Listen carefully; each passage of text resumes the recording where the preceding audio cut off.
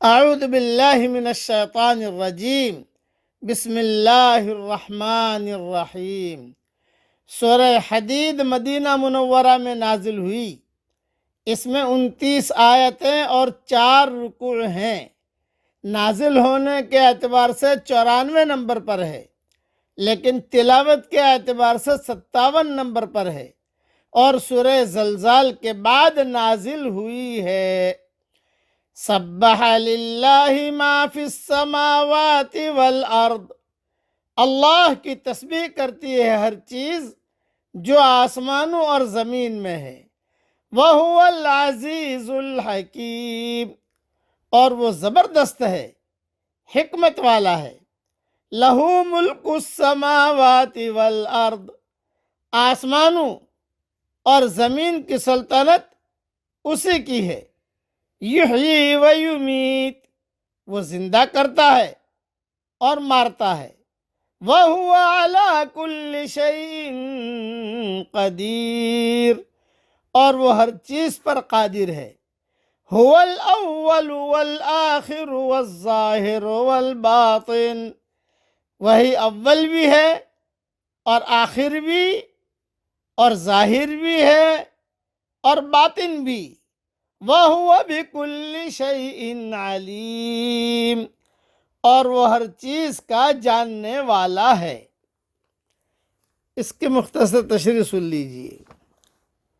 حدیث شریف میں آتا ہے کہ 2 کلمے اللہ تعالیٰ کو بہت محبوب ہیں، زبان پر ہلکے اور ترازو اور وزن میں بھاری۔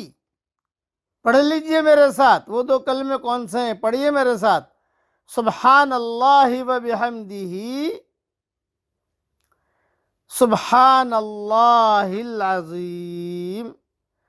صحیح بخاری شریف میں یہ آخری حدیث ہے، اور صحیح مسلم میں بھی یہ حدیث ہے۔ وہی اول ہے وہی آخر ہے، کیا مطلب؟ وہی اول ہے یعنی اس سے پہلے کچھ نہ تھا۔ وہی آخر ہے یعنی جب کچھ نہ ہوگا وہ ہوگا۔ وہی ظاہر ہے یعنی وہ سب پر غالب ہے، اس پر کوئی غالب نہیں۔ وہی باطن ہے یعنی باطن کی ساری باتوں کو صرف وہی جانتا ہے، یا لوگوں کی نظروں اور عقلوں سے مخفی ہے۔ فتح القدیر میں یہ سارا مضمون لکھا ہے جو میں نے بیان کیا ہے۔ اب ایک دعا ہے اس سلسلے میں جو حضور صلی اللہ علیہ وسلم نے حضرت فاطمہ رضی اللہ تعالیٰ عنہ کو سکھائی تھی اور پڑھنے کی بہت تاکید کی تھی۔ وہ دعا صرف پڑھ لیتا ہوں، دعا کافی لمبی ہے، لیکن اہل علم کے لیے چونکہ یہ اول اور آخر اور ظاہر اور باطن کا تعلق اس دعا سے ہے، اس لیے میں صرف صحیح مسلم کا حوالہ دے دیتا ہوں، اور وہاں نہ ملے تو میری ریاض التفسیر جو آ رہی ہے اس میں یہ دعا دیکھ لی جائے۔ حضور صلی اللہ علیہ وسلم نے حضرت فاطمہ رضی اللہ تعالی عنہ کو پڑھنے کی تاکید کی تھی، اور فرمایا تھا کہ بیٹا یہ دعا قرض کے لیے مسنون ہے، اول اور آخر اور ظاہر اور باطن کی تفسیر بھی اس میں آ گئی ہے، اس لیے یہ دعا وہاں دیکھ لی جائے ریاض التفسیر کے اندر انشاءاللہ۔ یہ قرض کے ادا کرنے کی یہ دعا ہے جو حضرت فاطمہ کو حضور صلی اللہ علیہ وسلم نے سکھائی تھی، اور مسلم میں بھی یہ دعا موجود ہے۔ اس آیت کی تفسیر میں نہ صحیح تو کسی اور مضمون کے ماتحت۔ اب وہ دعا میں صرف پڑھ لیتا ہوں یا آپ کو پڑھا لیتا ہوں، پڑھیے میرے ساتھ۔ اللہم رب السماوات السبع ورب العرش العظیم، ربنا ورب كل شيء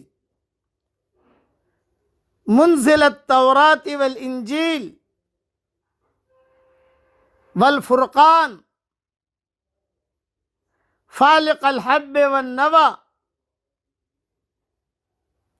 أعوذ بك من شر كل شيء أنت آخذ بناصیتہ اللہم انت الاول فلیس قبلک شیء وانت الآخر فلیس بعدک شیء وانت الظاہر فلیس فوقک شیء وانت الباطن فلیس دونک شیء اقض عنا الدین واغننا من الفقر۔ اس دعا میں جو ادائیگی قرض کے لیے مسنون ہے، اول، آخر اور ظاہر اور باطن کی تفسیر بیان فرما دی گئی ہے۔